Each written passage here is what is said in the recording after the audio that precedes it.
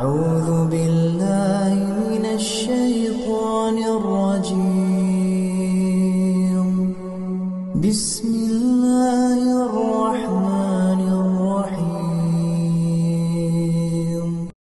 إنه كان لا يؤمن بالله العظيم ولا يحض على طعام المسكين فليس له اليوم هاهنا حميم ولا طعام إلا من غسلين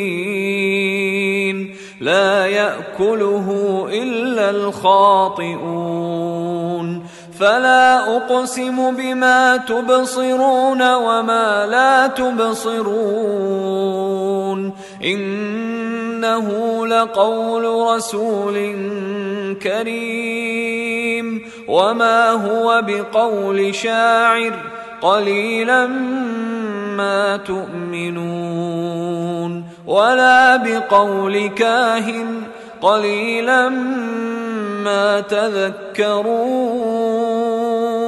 تنزيل من رب العالمين.